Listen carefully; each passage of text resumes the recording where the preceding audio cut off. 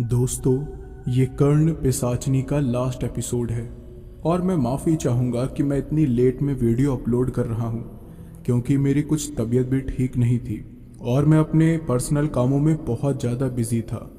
लेकिन कोई नहीं, सुनते हैं आगे की कहानी और आई होप आप लोग अपना प्यार और सपोर्ट बनाए रखेंगे। कर्ण पिशाचनी को सिद्ध करने के बाद मैंने रात भर उसके साथ संभोग किया, लेकिन जब मैं सुबह उठा तो देखा कि कर्ण पिशाचनी गायब हो चुकी है। मेरे शरीर से बहुत गंदी बदबू आ रही थी और अब वो मेरे बर्दाश्त के बाहर थी। तो सबसे पहले मैं वहाँ से जल्दी घर आ गया और सबसे पहले खुद को साफ किया।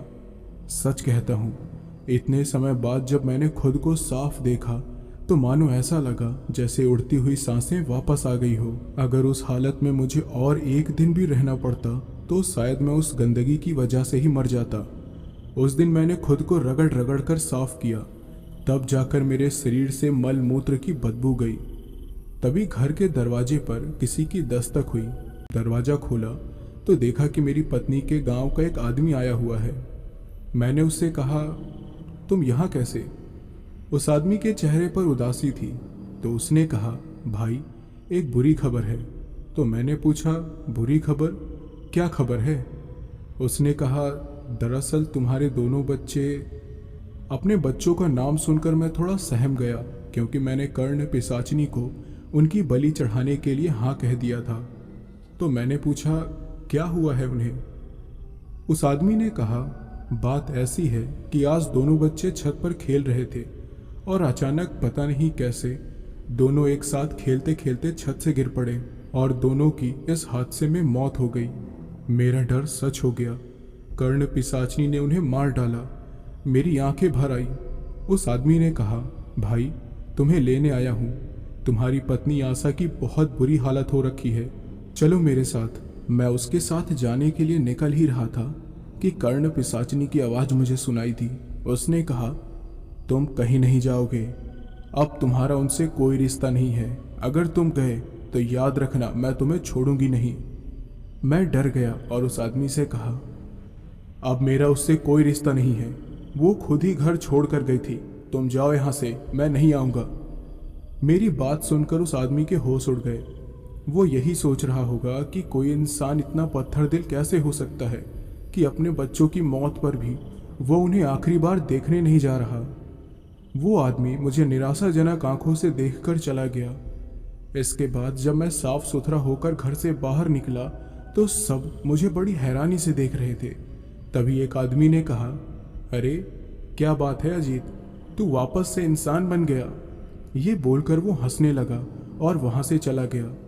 मुझे उस पर गुस्सा आया, लेकिन मैंने उस वक्त उससे कुछ नहीं कहा। मैंने मन में सोचा, अब मैं क्या करूं? क्या मुझे वापस से नौकरी की तलाश में जाना चाहिए? तभी मेरे कान में कर्ण पिशाचनी ने कहा, तुम्हें काम शुरू करना ही होगा, इसलिए जाओ और नौकरी की तलाश करो।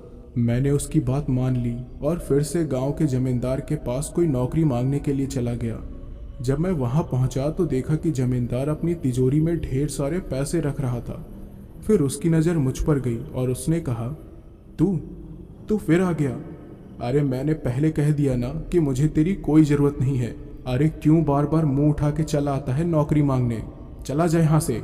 तो मैंने कहा, साहब अगर कोई छोटी मोटी नौकरी मिल जाती तो अच्छा होता, मुझे आप चौकीदारी की नौकरी ही दे दीजिए। तो जमींदार ने कहा, अच्छा बेटा, ताकि तू मेरी तिजोरी पर डाका डाल सके, है ना? अभी अभी तेरी नज़र मेरी तिजोरी पर थी। तेरी बेईमानी के किस्से सुन रखे हैं मैंने। चल निकल यहाँ से, वरना मार मार के तेरी हड्डी पसली एक कर दूंगा। मैं बड़ा निराश हो गया। मेरे पास खाने तक के लिए पैसे नहीं बचे थे और अब जल्दी से कुछ काम की तलाश करनी जरूरी थी। मैं फिर और जगह पर नौकरी मांगने गया। सबने पहले की तरह मुझे वहां से निकाल दिया। थक हार कर जब मैं वापस शाम को भूखा प्यासा घर आ रहा था तब जमींदार के घर के आगे मैंने कुछ लोगों की भीड़ देखी। तो मैंने सोचा, ये यहाँ क्या हो रहा है? ये जानने के लिए मैं भीड़ के बीच में घुसा तो क्या देखा कि जमींदार अपना सिर पीटते हुए जमीन पर बैठा हुआ है और उसकी पत्नी भी वहां खड़ी रोई जा रही है। जमींदार बस एक ही बात कहे जा रहा था, हाय, मैं लुट गया, बर्बाद हो गया, मैं सब कुछ चला गया मेरा। लेकिन मुझे कुछ समझ नहीं आया, तो मैंने एक आदमी से पूछा, भाई क्या हुआ है यहाँ पर? तो उस आदमी ने कहा, अरे भाई क्या बताऊँ, किसी ने इनकी तिजोरी साफ कर ली। ये सबको लूटते थे और अब कोई इन्हें लूट कर चला गया। लेकिन पता नहीं क्यों ये बात सुनकर मेरे मन को बड़ी शांति मिली। शायद इसलिए क्योंकि इस आदमी के हाथों में न जाने कितनी बार धिक्कारा गया था, और इसलिए उसकी वैसी हालत देखकर मानो मेरे जख्म पर मलहम लग गया हो। मैंने कहा, अब होनी को कौन टाल सकता है? मैंने तो इनसे पहले ही कहा था कि मुझे चौकीदारी पर रख लें। अगर ये मुझे काम दे देते तो इनकी तिजोरी साफ नहीं होती, लेकिन इन्हें तो मैं चोर नजर आ रहा था। उस जमींदार ने गुस्से में कहा, तू तू सच बता, कहीं तूने ही तो ये सब नहीं किया है? उस जमींदार ने मुझ पर इल्जाम लगाना शुरू कर दिया और मेरे शर्ट का कॉलर पकड़कर मुझे सभी लोगों के बीच ले आया और फिर मुझे 2-4 थप्पड़ भी मारे। फिर उसने पूछा, बोल कहाँ है मेरा पैसा? मैंने तुझे काम नहीं दिया इसलिए तूने मेरी तिजोरी खाली कर दी है ना? बोल कहाँ है मेरा पैसा, बता। लेकिन मुझे भी बड़ा गुस्सा आया और ये तो मेरे बर्दाश्त के बाहर था, इसलिए मैंने जमींदार को धक्का मार दिया और कहा, जमींदार अगर मैंने तेरा पैसा लिया होता तो क्या मैं इस गांव में होता? फिर उसने कहा, अरे चल, ये सब तेरी चालाकी है बचने की। तेरी ही नज़र थी मेरे पैसे पर। मैं जानता हूं कि तूने ही सारे पैसे चुराए हैं। अगर तूने मेरे पैसे वापस नहीं किए ना तो मैं अभी के अभी पुलिस को बुला लूंगा, फिर जिंदगी भर जेल में चक्की पीसते रहना। तो मैंने भी कह दिया, जा, जिसे बुलाना है बुला ले, मैं डरता थोड़ी ना हूं किसी से, मैंने कुछ भी नहीं किया है। जमींदार ने तुरंत पुलिस को बुलाया और थोड़ी देर में पुलिस आ भी गई और मुझसे पूछताछ करने लगी। मैंने उन्हें बताया कि मैं सुबह से शाम तक नौकरी की तलाश में भटक रहा था। इसके बाद पुलिस ने उन लोगों से पूछताछ की जिनके पास मैं नौकरी मांगने गया था। पुलिस को समझ आ गया कि मैं सच कह रहा हूँ, इसलिए उन्होंने मुझे छोड़ दिया। जमींदार ने कहा, अगर इसने मेरे पैसे नहीं चुराए तो फिर किसने चुराए? यही बात मैंने भी मन में सोची तो कर्ण पिशाचनी ने मेरे कान में कहा, ये चोरी तुम्हारे दुश्मन वैभव ने की है। उसने तुम्हें जमींदार से नौकरी मांगते हुए देख लिया था। वो तुम्हें चोरी के इल्जाम में फंसाना चाहता था क्योंकि वो जानता था कि जमींदार तुम पर ही शक करेगा। पैसे देखकर उसकी भी नीयत बिगड़ गई और उसने मौका देखकर पैसा चुरा लिया। वो पैसे अभी भी उसके घर की अलमारी में पड़े हुए हैं। ये सारी बातें सुनकर मैं हैरान रह गया। मैंने सोचा नहीं था कि वैभव ऐसा भी कुछ कर सकता है। तभी जमींदार ने कहा, अरे कोई तो मुझे मेरे पैसे दिला दो। जो भी मुझे मेरे पैसे लाकर देगा मैं उसे पूरे 10,000 का इनाम दूंगा। रकम सुनकर मेरे कान के पर्दे खुल गए। जमींदार जैसा आदमी इतनी बड़ी रकम देने को तैयार था और यही मौका था कि मैं उसकी नज़र में ऊपर उठ जाऊं। तो मैंने कहा, मैं जानता हूं कि आपके पैसे कहाँ हैं। ये सुनकर सब लोग मेरी तरफ हैरानी से देख रहे थे।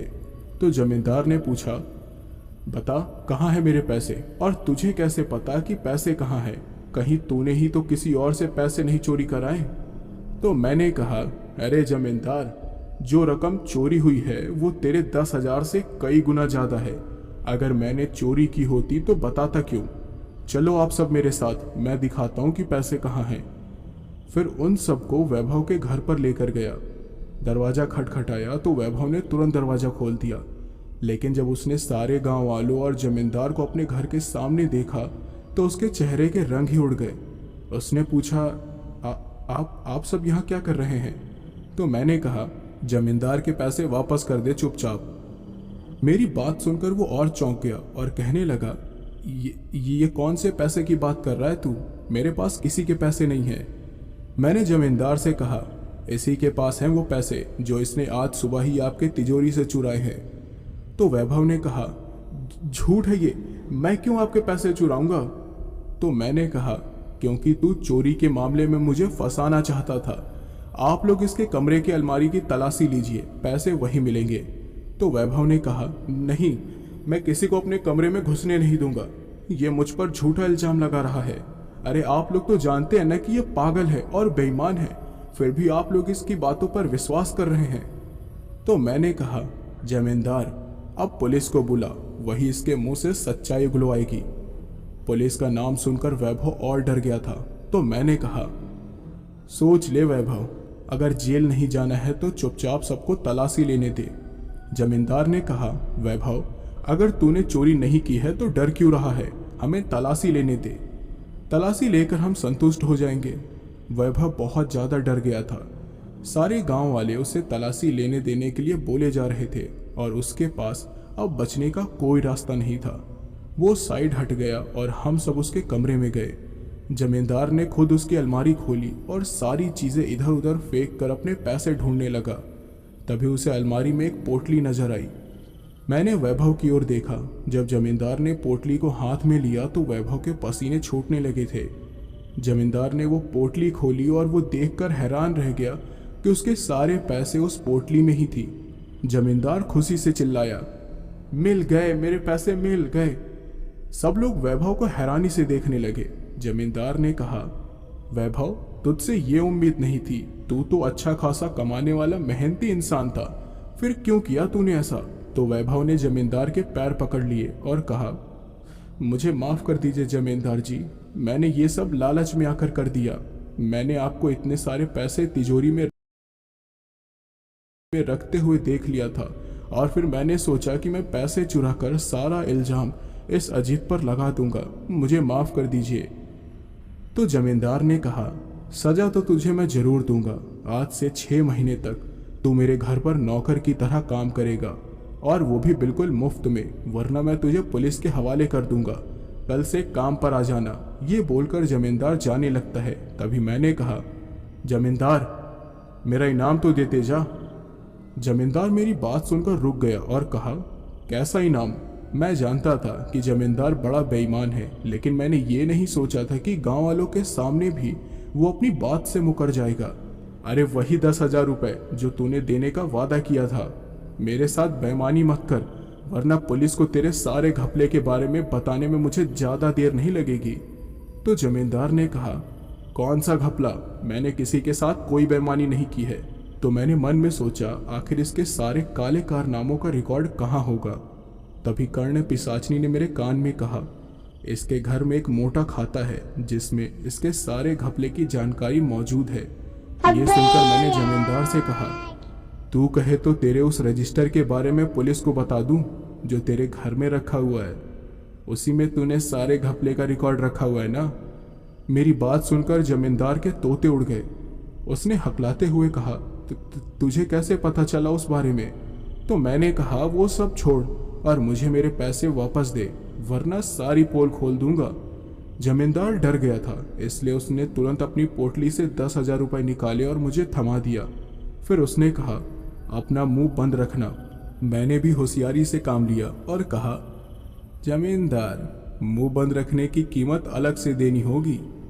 जमींदार के चेहरे पर गुस्सा था और मुझे बहुत अच्छा महसूस हो रहा था। उसने और 10,000 रुपये निकाल कर मुझे दिए और गुस्से में पैर पटकते हुए वापस चला गया। इसके बाद मैं भी वहाँ से अपने घर आ गया। मेरे पास पूरे 20,000 रुपये थे और मैं बहुत खुश था। गांव के लोग भी अब मेरे साथ अच्छा बर्ताव करने लगे थे। इसी तरह कई दिन गुजर गए और पूनम की रात आ गई, जिस दिन कर्ण पिशाचनी मेरे साथ संभोग करने वाली थी। मैं अपने कमरे में ही लेटा हुआ था कि देखा कर्ण पिशाचनी मेरे कमरे में आ गई और वो भी बिल्कुल निर्वस्त्र होकर। मुझे पता था कि मुझे क्या करना है, इसलिए मैंने भी अपने सारे कपड़े उतार दिए। फिर कर्ण पिशाचनी और मैंने सारी रात संभोग किया। अगले दिन मैं काफ़ी थका हुआ महसूस कर रहा था, क्योंकि कर्ण पिशाचनी के संभोग करने का तरीका दर्दनाक था, लेकिन उतना ही ज़्यादा आनंद भरा भी था।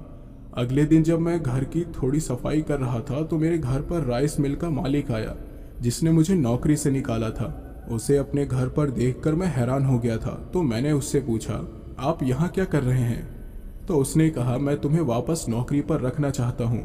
मैंने सुना है कि तुमने जमींदार के चोरी हुए पैसों का पता लगाने में उनकी मदद की है और चोर को भी पकड़वाया। तो मैंने पूछा, हाँ तो उसमें क्या? तो उन्होंने कहा, देखो पहले जो कुछ भी हुआ उसमें तुम्हारी गलती थी, तुमने घपला किया, इसलिए मैंने तुम्हें नौकरी से निकाल दिया। लेकिन अब मैं चाहता हूँ कि तुम मन लगाकर ईमानदारी से काम करो। मेरे मिल में अभी भी बहुत धोखेबाज है और इस वजह से मेरा बड़ा नुकसान हो रहा है, इसलिए मुझे तुम्हारी मदद चाहिए ताकि तुम उन धोखेबाजों के बारे में पता लगाओ। तो मैंने कहा, ठीक है, लेकिन इसके लिए आपको मुझे डबल सैलरी देनी होगी। मेरा मालिक जल्दी मान गया और अगले दिन से मैंने काम पर जाना शुरू कर दिया। काम पर जाने के बाद मुझे पता चला कि कोई राइस मिल में आने वाले माल की बोरियों को ही बड़ी चालाकी से गायब कर दे रहा है। तो मैंने मन में सोचा, कौन कर रहा है ये सब? तब कर्ण पिशाचिनी ने बताया, ये काम तुम्हारे मालिक के सबसे खास आदमी जितेंद्र का है। उसके पास ही मिल की चाबियां होती हैं और रात को अपने कुछ आदमियों के साथ यहाँ से रोज चोरी करता है और सारे माल को ऊंचे दाम में बेच देता है। उसने अपने मालिक से कहकर सारे कैमरों को इधर उधर लगवा दिया था ताकि जब वो चोरी करे तो वो कैमरे में दिखाई न दे। अब मुझे सारी बात समझ में आ गई थी। मैं मालिक के पास गया और उन्हें सब कुछ बताया, लेकिन वो गुस्से में मुझ पर ही चिल्लाने लग गया। क्या बकवास कर रहे हो? ऐसा हो ही नहीं सकता, मुझे जितेंद्र पर पूरा भरोसा है। मैंने कहा, मैं जानता था कि आप मुझ पर भरोसा नहीं करेंगे, क्यों ना आज रात हम उस पर नजर रख कर ही देख लें। वो मेरी बात मान गया और उस रात मैं और मालिक दोनों ही मिल में रुक गए। रात होते ही लगभग सारे कारीगर अपने अपने घर चले गए थे और जितेंद्र को लगा कि मिल में कोई नहीं है, इसलिए उसने रात को अपने कुछ आदमियों को मिल में बुलवाया और वहां से बोरियां चुरा कर ले जाने लगा। लेकिन इससे पहले कि वो मिल से बाहर निकल पाते, हम दोनों ने उसे रंगे हाथ पकड़ लिया। उसके होश उड़ गए थे। मालिक ने उसे जोरदार थप्पड़ मारा और कहा, तूने भी मुझे धोखा दिया। तुझे मैंने इतना बड़ा रुतबा दिया था, लेकिन तू उसके लायक ही नहीं है। मिल की चाबियां भी तेरे हाथ में दी थी मैंने, क्योंकि भरोसा था मुझे तुझ पर। मैं तुझे नहीं छोड़ूंगा। जितेंद्र मालिक से माफी मांगने लगा, लेकिन मालिक कहाँ सुनने वाले थे। उन्होंने तुरंत पुलिस को फोन किया और पुलिस जितेंद्र को पकड़ कर ले गई। उस रात मालिक ने मुझे ही जितेंद्र की खास जगह दे दी और मिल की चाबी भी मेरे हाथ में थमा दी। मैं बहुत खुश था। अब मेरे पास सब कुछ था। एक अच्छी नौकरी थी और अच्छी कमाई भी होने लगी थी। अब गांव में मैं मशहूर भी होने लगा था। देखते ही देखते मेरी माली हालत भी सुधर गई और मेरे पास अब सारे ऐशो आराम की चीजें आ गई थी। घर में अब किसी चीज की कमी नहीं थी। सब कुछ ठीक चल रहा था। बस एक कीमत चुकानी पड़ी थी मुझे इन सब की, और वो थी कर्ण पिशाचिनी के साथ संभोग। अमावस की रात भी जल्दी आ गई और उस दिन भी कर्ण पिशाचिनी संभोग करने के लिए आई। अगर मैं कहूँ कि मुझे कर्ण पिशाचिनी के साथ संभोग करना पसंद नहीं था या ये मेरी मजबूरी है, तो ऐसा नहीं था, क्योंकि उसका सुंदर स्वरूप देखकर मैं भी उत्तेजित हो ही जाया करता था। सब कुछ बिल्कुल सही चल रहा था। लेकिन एक दिन जब मैं काम करके घर लौटा तो देखा कि मेरी पत्नी आशा घर में बैठी हुई है।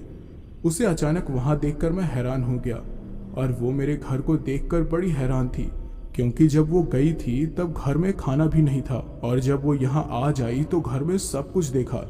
तो मैंने उससे पूछा, तुम यहाँ आ गई? मैंने कहा था ना कि यहाँ वापस मत आना, क्यों आई हो फिर वापस? उसने मुझे गुस्से में देखा और कहा, आपको शर्म नहीं आई? अरे आप आखिरी बार अपने बच्चों को देखने भी नहीं आए। तो मैंने कहा, अरे तुम ही तो लेकर गई थी उन्हें यहाँ से। अब मेरा उनसे और तुमसे कोई रिश्ता नहीं है। तो आशा ने कहा, मैं इसलिए गई थी क्योंकि आप मेरी और उन बच्चों की ज़रूरतों को पूरा नहीं कर पा रहे थे। अच्छा छोड़िए ना इन पुरानी बातों को, मैं वापस आने के लिए तैयार हूँ। तो मैंने कहा, क्यों? मेरे पास अब पैसे आ गए हैं इसलिए? तो उसने कहा, ऐसा नहीं है, मुझे अपनी गलती का एहसास हो गया है इसलिए। तो मैंने कहा, मुझे अब कोई ज़रूरत नहीं है तुम्हारी, जाओ यहाँ से। फिर पता नहीं उसे अचानक क्या हो गया, वो कुछ अजीब बर्ताव करते हुए मेरे पास आने की कोशिश करने लगी। फिर उसने मुझे छूना शुरू कर दिया। तभी मुझे कर्ण पिशाचिनी की आवाज़ आई। वो बहुत ज़्यादा गुस्से में लग रही थी। उसने कहा, दूर रह इससे, वरना मैं तुझे कहीं का नहीं छोड़ूंगी। ऐसी हालत करूंगी तेरी कि कोई भीख भी नहीं देगा। ये सुनकर मैं डर गया और तुरंत आशा को थोड़ा धक्का देकर खुद से दूर किया। मैंने कहा, निकलो यहाँ से, तुम यहाँ वापस मत आना। तो उसने गुस्से में कहा, अरे चंद पैसे क्या कमा लिए आपने, अब आपको मेरी कोई ज़रूरत ही नहीं है। अरे समझते क्या हो अपने आप को? लेकिन मैंने उसका हाथ पकड़ा और उसे घर से बाहर निकाल दिया। मैंने उसके किसी भी सवाल का जवाब नहीं दिया और उसके मुंह पर ही दरवाज़ा बंद कर दिया और मैं सोने चला गया। लेकिन मुझे पता नहीं था कि आशा मेरे पीठ पीछे अब एक बहुत बड़ा षड्यंत्र रचने वाली है, और जब तक मुझे उस षड्यंत्र के बारे में पता चला तब तक बहुत देर हो चुकी थी। जिस रात आशा घर आई थी उसके 1 महीने बाद ही सब कुछ बदल गया। हुआ यूं कि लगभग 1 महीने बाद मैंने आशा को सज धज के गहनों से लदे हुए मेरे घर में बैठे हुए देखा और उसका वो रूप देखकर मेरे होश ही उड़ गए। तो मैंने उससे पूछा, आशा तुम्हारे पास इतने गहने कहाँ से आए? तुम इतनी बदली हुई क्यों दिखाई दे रही हो? मेरी बात सुनकर वो अचानक से हंसने लगी और कहा, क्या हुआ? होश उड़ गए आपको मुझे ऐसे देखकर? अरे अगर आपके पास धन दौलत आ सकती है तो मेरे पास क्यों नहीं? मैं उसे बड़ी हैरानी से देख रहा था। वो सर से लेकर पांव तक किसी महारानी से कम नहीं लग रही थी। मैंने उससे पूछा, सच सच बताओ, कैसे आए इतने पैसे तुम्हारे पास? आशा ने वापस कोई जवाब नहीं दिया, बस हंसने लगी। फिर मैंने कहा, तुम बताती हो या नहीं? आशा ने कहा, इसका जवाब तो अब आपको खुद ही ढूंढना पड़ेगा। ये बोलकर वो वहां से चली गई। तो मैंने सोचा, आशा के पास इतने पैसे आ कहां से गए? वो इतनी बदल कैसे गई? तभी कर्ण पिशाचनी की आवाज आई और उसने जो मुझे बताया वो सुनकर मैं दंग रह गया। कर्ण पिशाचनी ने कहा, ये बात उस रात की है जब वो तुमसे मिलने के लिए आई थी। जब तुमने उसे अपनाने से इनकार कर दिया तो उस रात वो रात भर घर के बाहर बैठी रही। सुबह होते ही तुम काम पर निकल गए और तुमने उस पर ध्यान भी नहीं दिया। तुम्हारे जाने के बाद जब वो सोकर उठी तब वो सीधे तुम्हारे कमरे में आ गई। उसने सोचा कि अगर तुम उसे अपनाओगे नहीं तो वो आगे की जिंदगी दर दर भटकते रह जाएगी, क्योंकि उसके माता पिता ने भी उसे घर से निकल जाने के लिए कह दिया था, क्योंकि गांव के लोग आशा के बारे में तरह तरह की बातें कर रहे थे और इस वजह से उनकी बड़ी बदनामी हो रही थी। इसलिए आशा उस रात तुम्हारे घर आई थी। आशा ने सोचा कि वो तुम्हारे पैसे लेकर यहाँ से चली जाएगी ताकि आगे की जिंदगी आराम से गुजार सके, और इसलिए वो तुम्हारे कमरे में पैसे ढूंढने लगी। पैसे तो उसे मिले नहीं, लेकिन उसे कर्ण पिशाचनी साधना की वो किताब मिल गई। आखिरी वाली बात सुनकर मेरी आंखें फटी की फटी रह गई और अब मुझे समझ आ रहा था कि आशा के पास इतने पैसे कहाँ से आए। कर्ण पिशाचनी ने आगे बताया, कर्ण पिशाचनी साधना के बारे में उसे पता चल गया और वो ये भी समझ गई कि तुमने मेरी साधना करके इतने पैसे कमाए हैं। इसलिए वो उस किताब को अपने साथ लेकर गई और जिस कमरे में तुमने मेरी साधना की थी उसी कमरे में उसने भी ये साधना की और एक कर्ण पिशाचनी को सिद्ध कर लिया।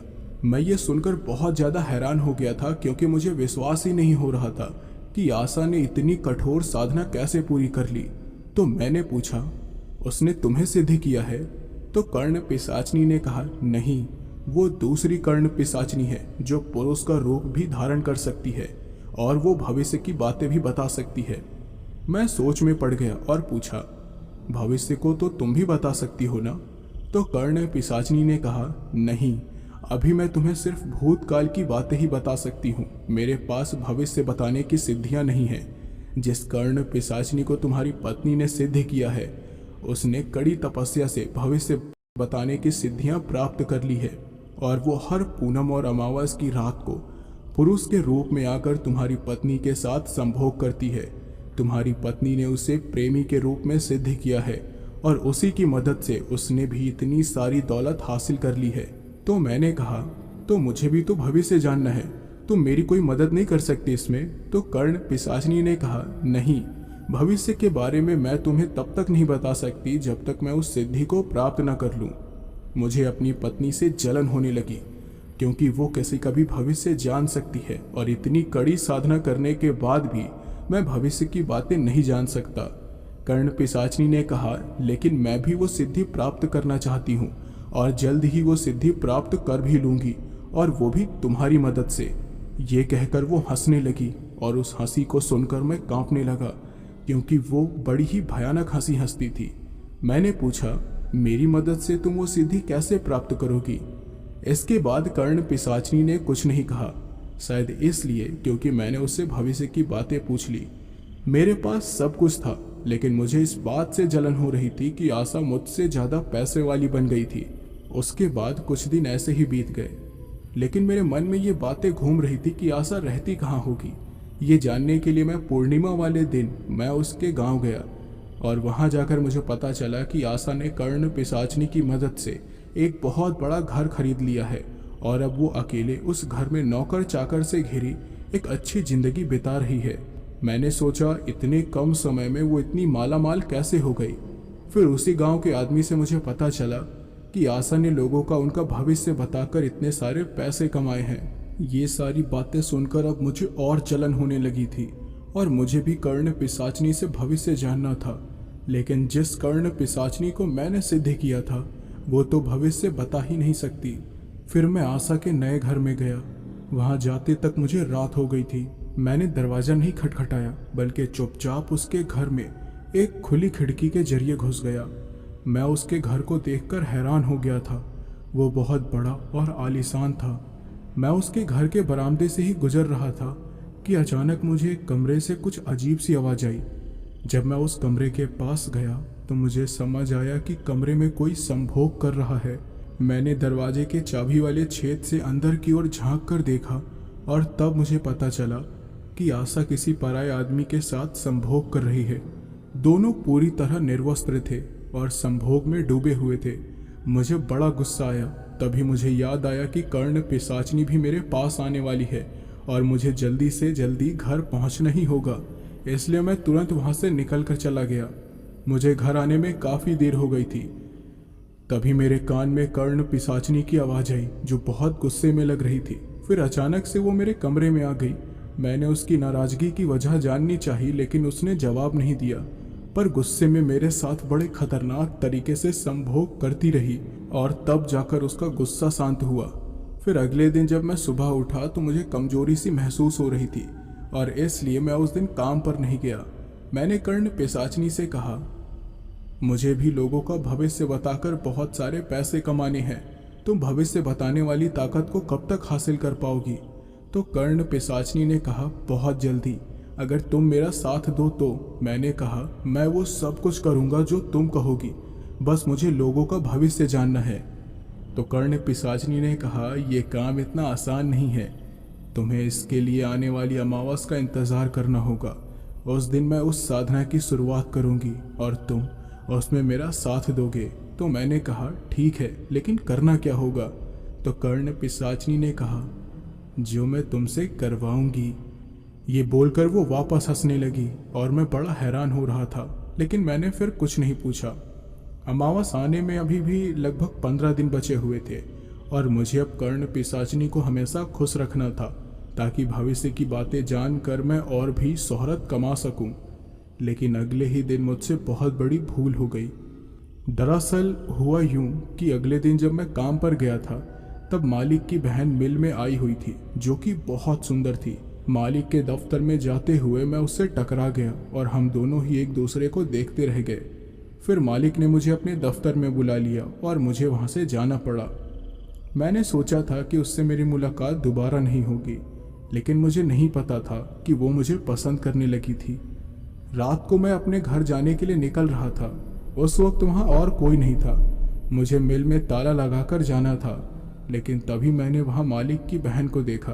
तो मैंने उससे पूछा, आप यहाँ क्या कर रही हैं? उसने मेरी बातों का जवाब नहीं दिया और मुझे एक कमरे में लेकर गई।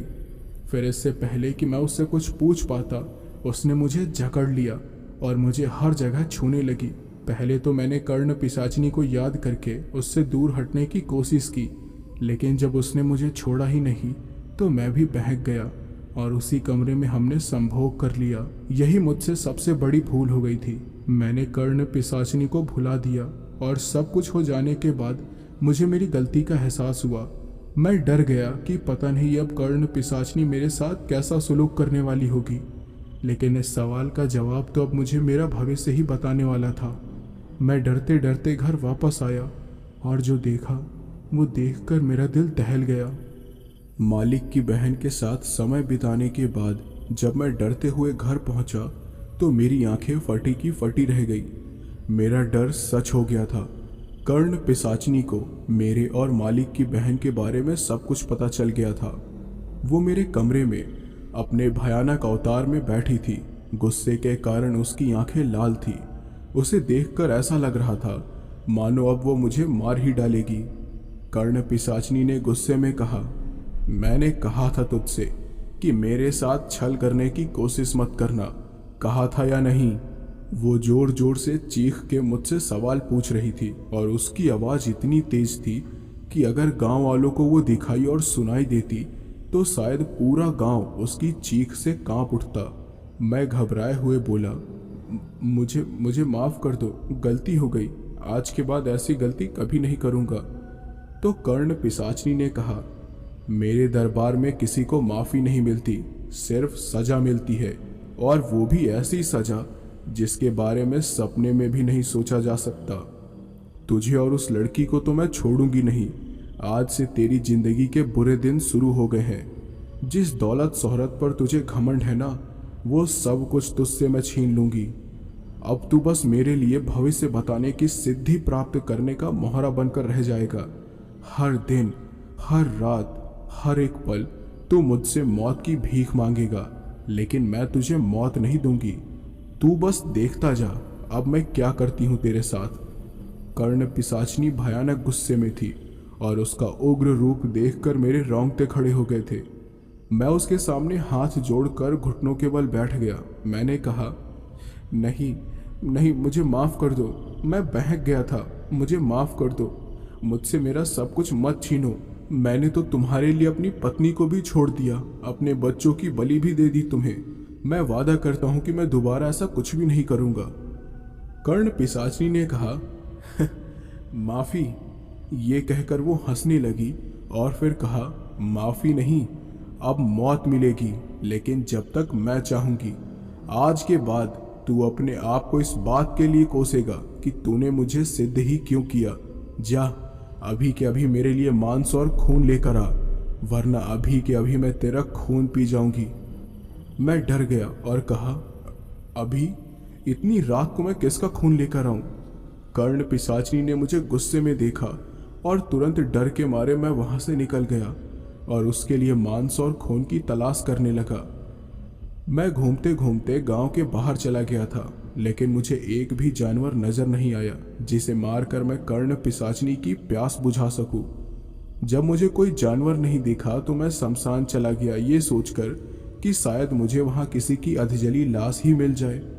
जब मैं शमशान में पहुंचा तो मैंने कुछ ऐसा देखा जिसे देखने के बाद मेरे होश ही उड़ गए। मैंने देखा कि मसान में आशा भी बैठी हुई है और वो सामने बैठे एक अघोरी से कुछ बात कर रही है, लेकिन वो वही अघोरी था जिससे मैंने वो किताब चुराई थी और आशा उसी किताब को लेकर उसके पास बैठी थी। मैं थोड़ा पास गया और देखा कि आशा तो रो रही है। मैंने सोचा कि ऐसा क्या हो गया है जो वो अघोरी के सामने रो रही है, उसके पास तो सब कुछ था।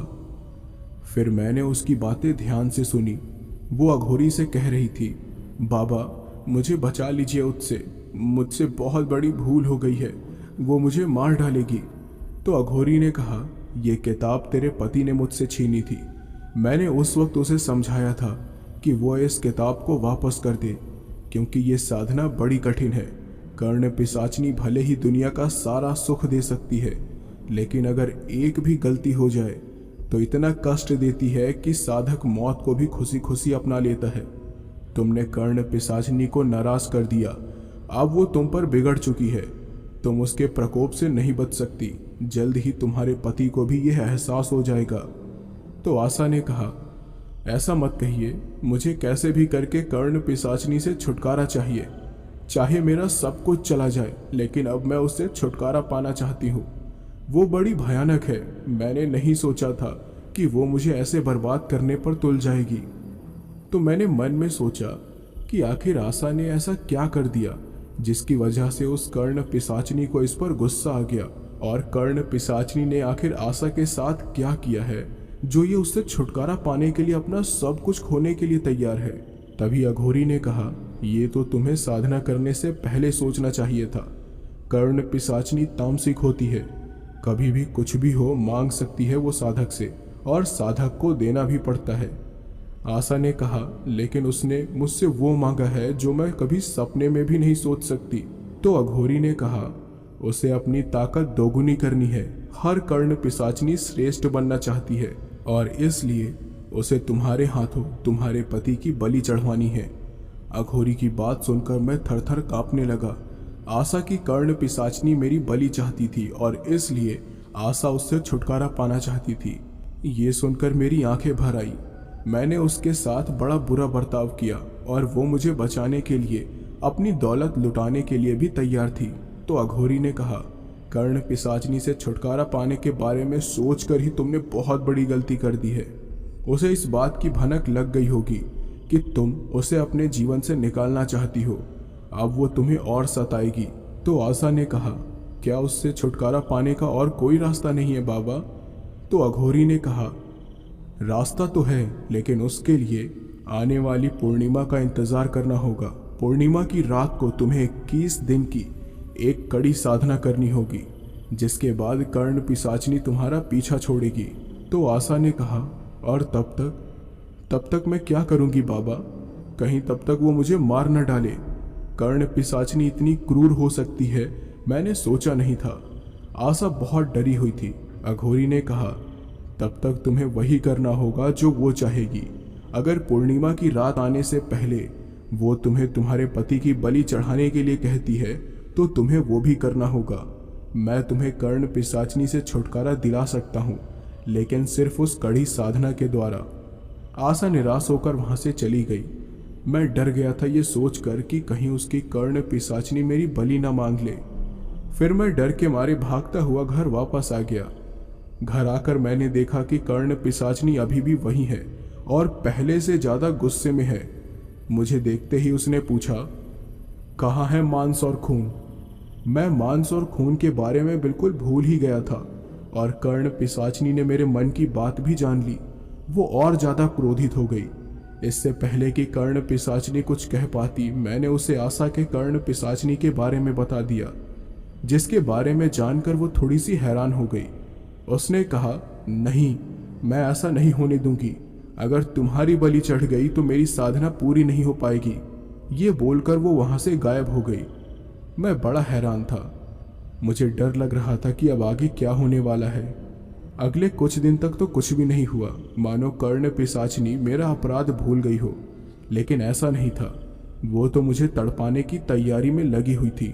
कुछ दिन बाद मैंने सोचा कि एक बार आशा को जाकर देख कर आऊं, और इसलिए मैं उसके घर पहुंच गया। जब मैंने उसके घर का दरवाजा खटखटाया तो खुद उसने ही दरवाजा खोला। उसकी जो हालत थी उसे देखकर मैं दंग रह गया था। चेहरा काला पड़ चुका था, आंखों के नीचे गड्ढे पड़ गए थे। वो किसी बूढ़ी औरत की तरह नजर आ रही थी, मानो कर्ण पिशाचनी उसकी उम्र ही चूसने लगी हो। तो मैंने पूछा, तुम्हारी ये हालत कैसे हो गई आशा?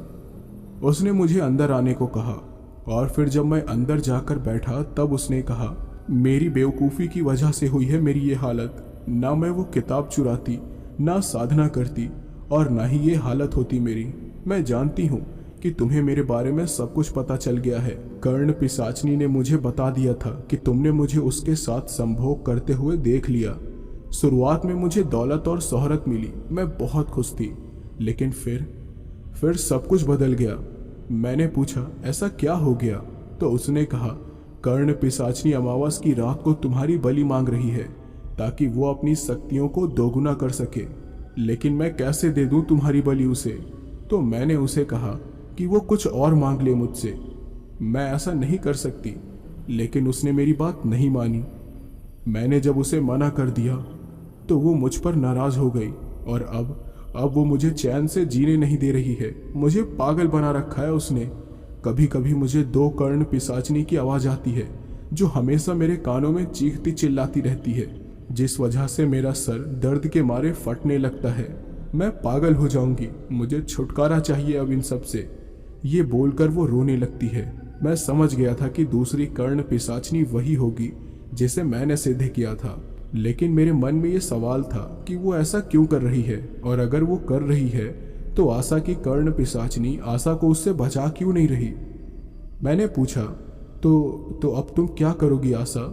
उसने कहा, पता नहीं, मुझे कुछ समझ नहीं आ रहा है। तभी मेरे कानों में कर्ण पिशाचनी की आवाज आई। वो मुझ पर और भी ज्यादा भड़क गई और कहने लगी, तू गलती पर गलती करते जा रहा है। मैंने तुझे आशा से दूर रहने को कहा था और तू उससे मिलने चला गया। तू जानता नहीं है कि एक के बाद एक गलती करके तूने अपने लिए कितनी बड़ी मुसीबत पैदा कर दी है। अब तुझे माफ करने का तो सवाल ही पैदा नहीं होता।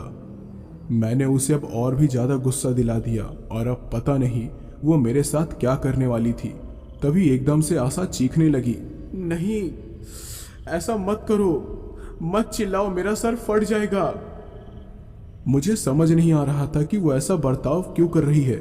उसने अपने दोनों कानों को जोर से बंद कर रखा था।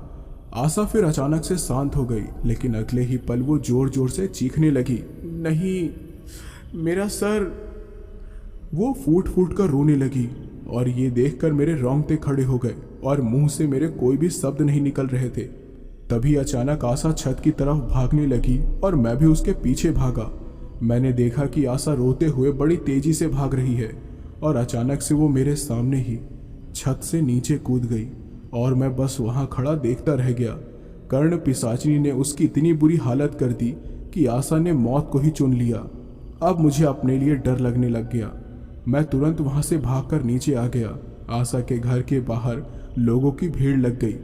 उन सब की नज़रों से बचकर मैं अपने घर आ गया। तभी मुझे कर्ण पिशाचिनी के हंसने की आवाज़ आई।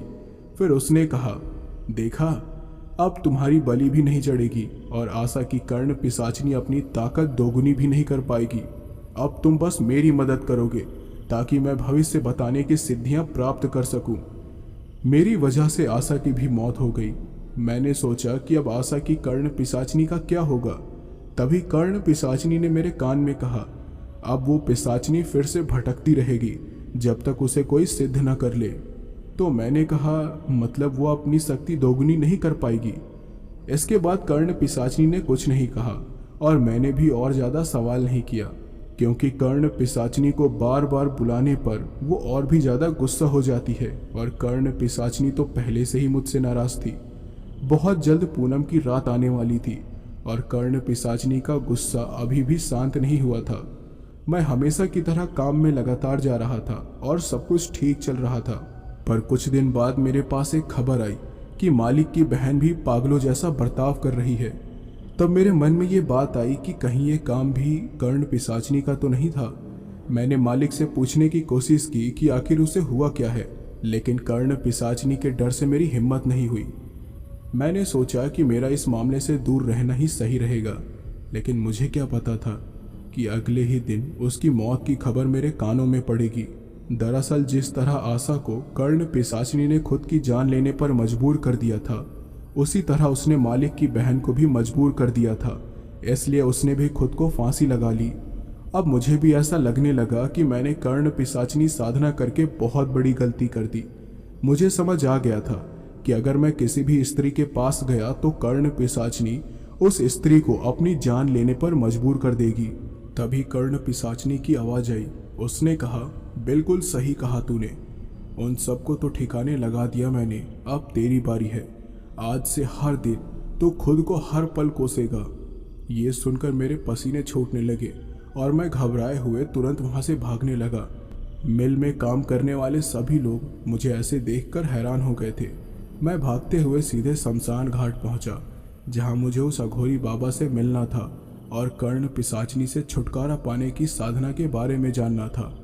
अघोरी ने ठीक ही कहा था कि कर्ण पिशाचिनी को सिद्ध करना मतलब अपनी मौत को दावत देना है। बड़ी कोशिश के बाद भी मैं कर्ण पिशाचिनी को खुश नहीं रख पाया। जब मैं मसान पहुंचा तो देखा कि वहां कोई भी नहीं है।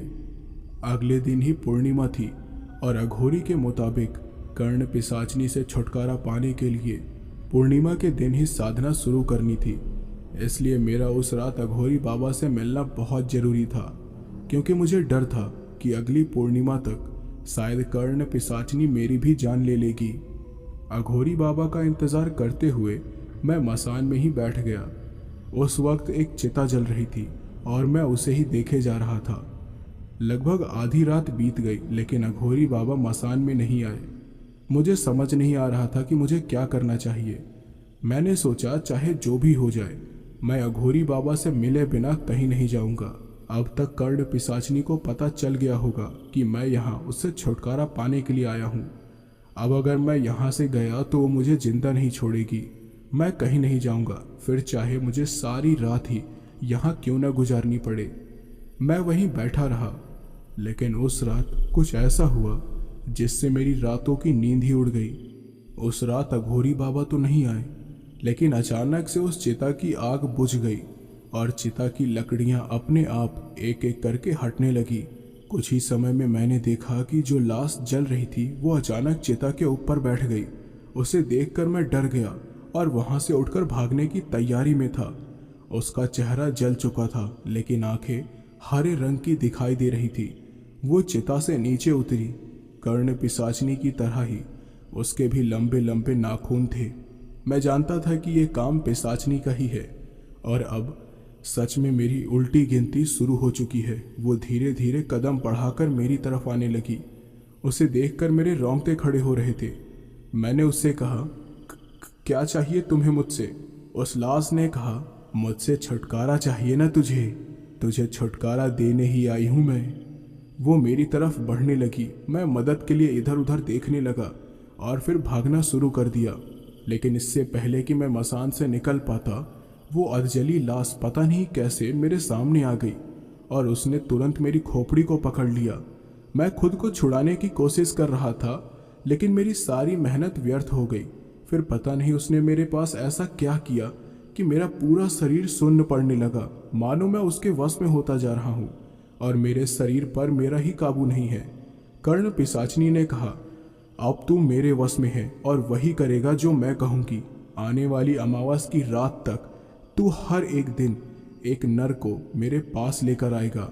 अमावस की रात तक मैं हर एक नर की बलि चढ़ाऊंगी और नरों की बलि देकर मैं भविष्य जानने की सिद्धि प्राप्त कर लूंगी और आखिर में तेरी बलि चढ़ेगी। कल पूर्णमासी की रात है और कल से मेरी साधना शुरू होगी।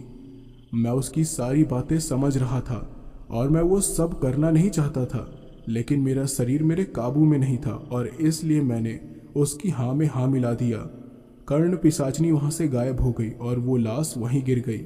मैं कठपुतले की तरह चलता हुआ अपने घर आ गया और फिर से सो गया। अगले दिन जब मैं उठा तो बिना नहाए धोए मैं सीधे मिल चला गया। वहां जाने के बाद मैं सबसे पहले अपने मालिक के दफ्तर गया और उनसे कहा, मालिक, आज मैं आपको अपने घर पर खाने के लिए बुलाना चाहता हूँ, आप आएंगे ना?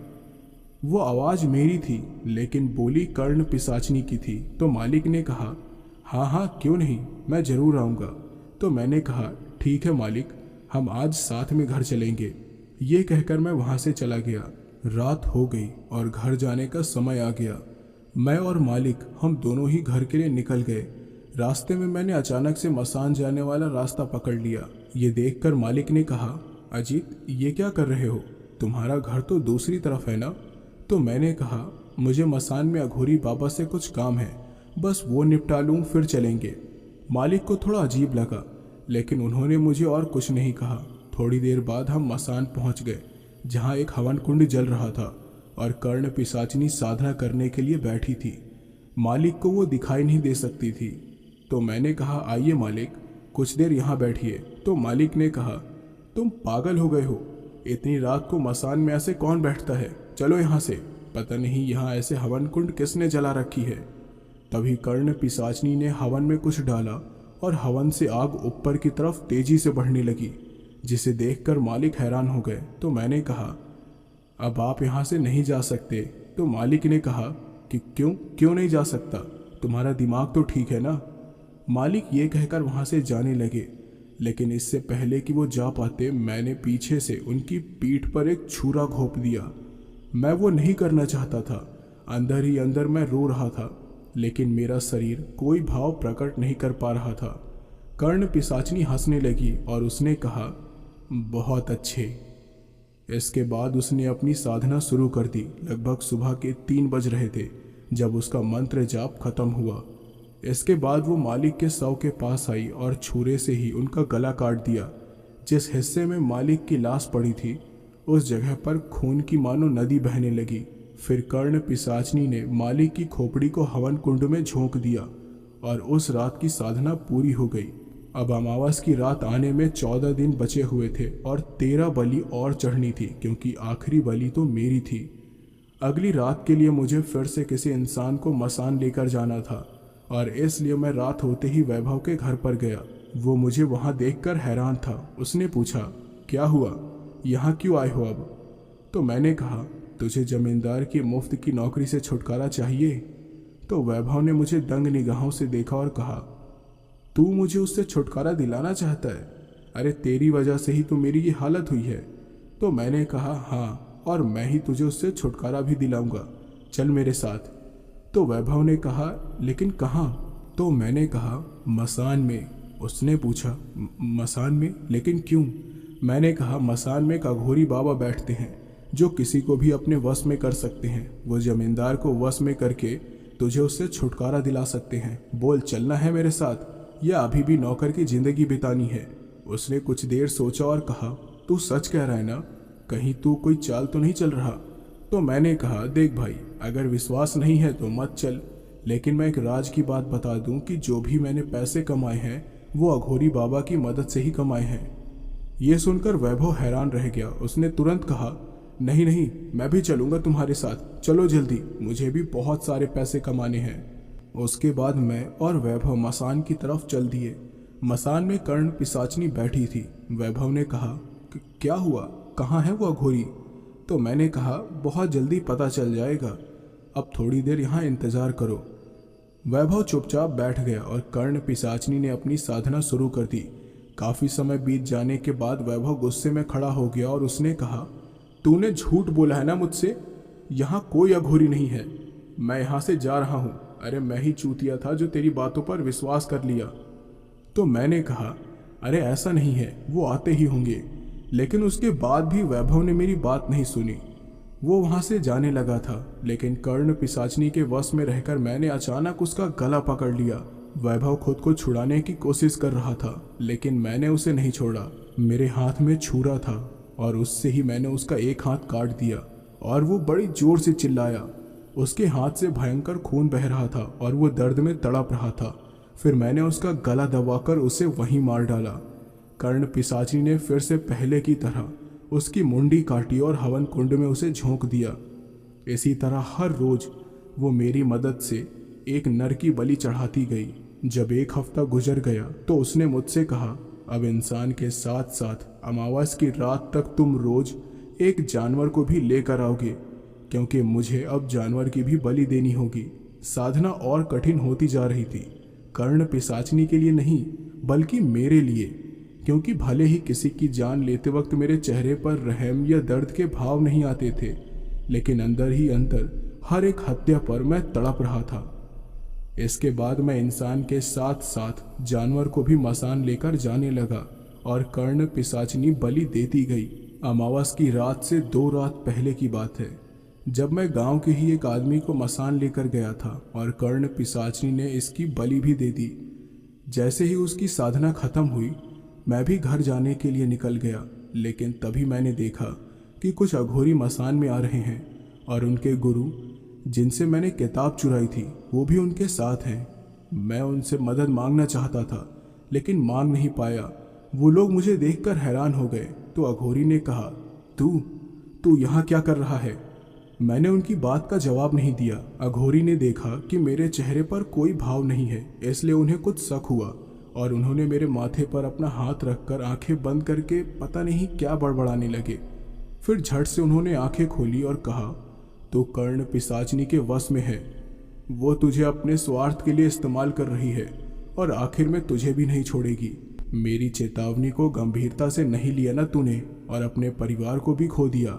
यही होता है हर साधक के साथ।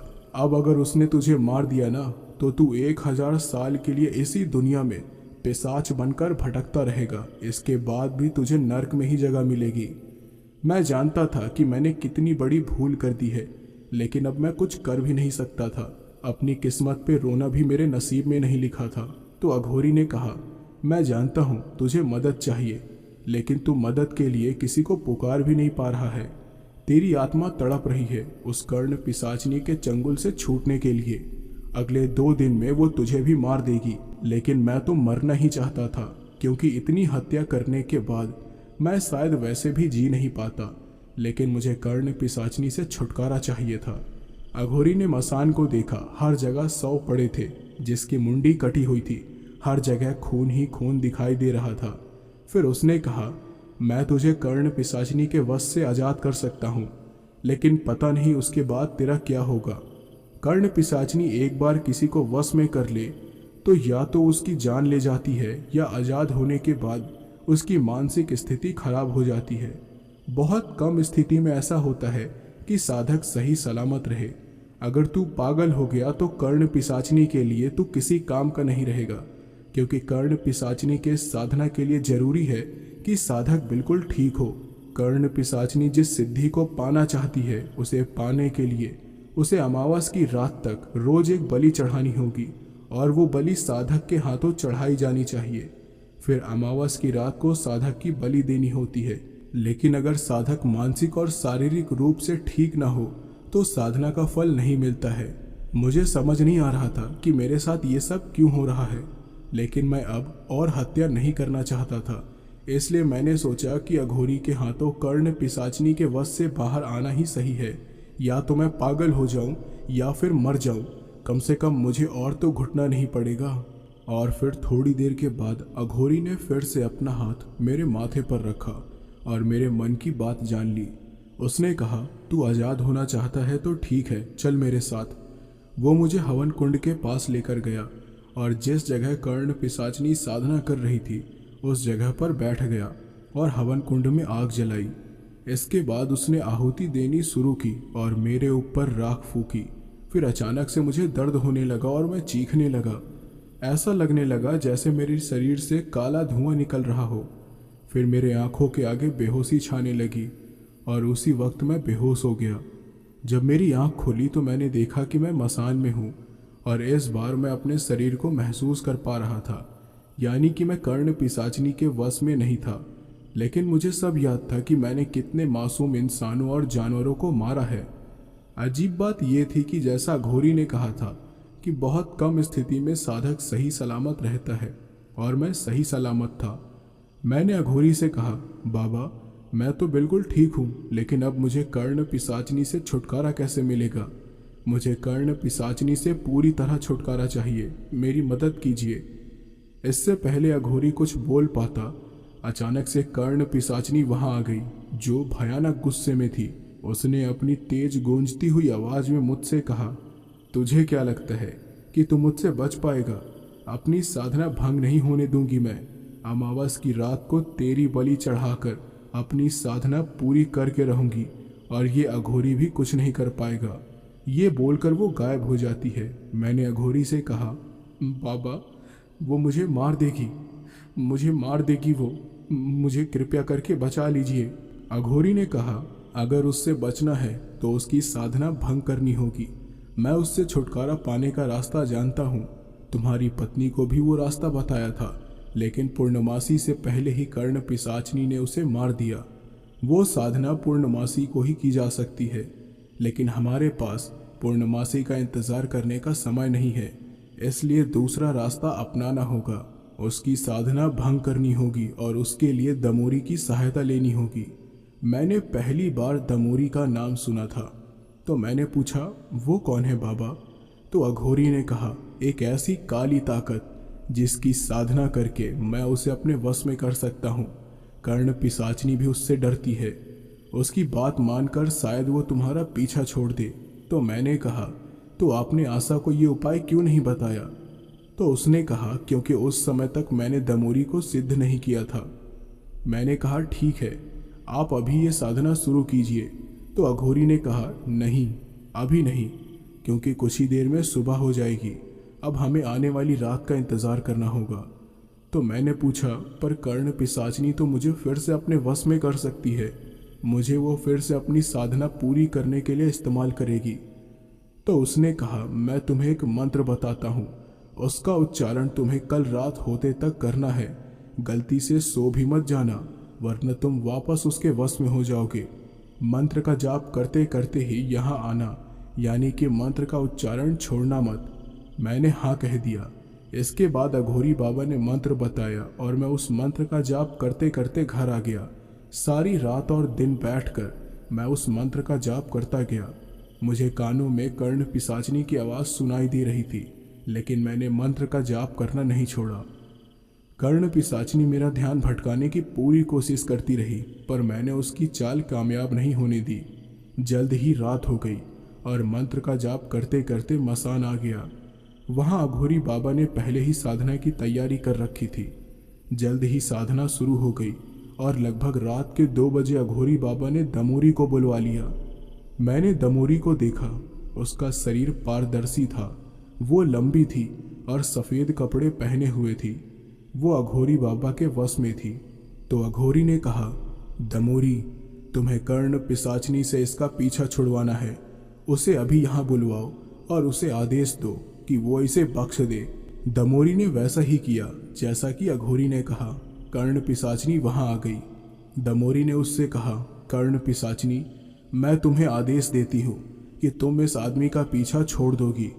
कर्ण पिशाचनी ने मुझे गुस्से में देखा और कहा, मैं आपका आदेश नहीं टाल सकती, लेकिन मैं इसे ऐसे ही नहीं जाने दूंगी। इसने मेरी बातों को गंभीरता से नहीं लिया। मेरे होते हुए पराई स्त्री के साथ संबंध बनाया। इसे तो सजा मैं देकर रहूंगी। इसकी आगे की जिंदगी सिर्फ और सिर्फ गरीबी और कष्ट में कटेगी। ये भीख मांगते हुए अपने आगे की जिंदगी बिताएगा और इसे कभी भी कोई खुशी नहीं मिलेगी। ना तो ये ठीक से चल पाएगा और ना ही कोई काम कर पाएगा। हाथ पैर सब टेढ़े हो जाएंगे। तेरी वो हालत देखकर कोई तुझे भीख भी नहीं देगा। ये कहकर वो वहाँ से गायब हो गई और उससे मेरा पीछा छूट गया। लेकिन मेरी बाकी की पूरी जिंदगी बर्बाद हो गई। मेरी नौकरी चली गई और मैं फिर से गरीब हो गया। और जैसा कि कर्ण पिशाचनी ने कहा था, पिछले 2 साल से भीख मांगकर अपनी जिंदगी बिता रहा हूँ। मुझे आज भी अपनी इस हालत पर रोना आता है और कोसता हूँ मैं उस दिन को जब कर्ण पिशाचनी साधना के बारे में मुझे पता चला था। मेरे हाथ पैर टेढ़े हो चुके हैं। मैं ठीक से चल भी नहीं पाता। भरपेट खाना भी नहीं मिलता है मुझे। कभी कभी तो लोगों की गालियाँ खाकर ही पेट भरना पड़ता है। कर्ण पिशाचनी की साधना से भले ही मुझे कुछ वक्त के लिए शोहरत मिल गई, लेकिन आखिर में मैंने अपना सब कुछ खो दिया। आज भी मैं दर दर भटक रहा हूँ। दोस्तों, आई होप आपको ये कहानी ज़रूर पसंद आई होगी और कर्ण पिशाचनी की ये कहानी यहीं पर पूरी तरह से समाप्त होती है।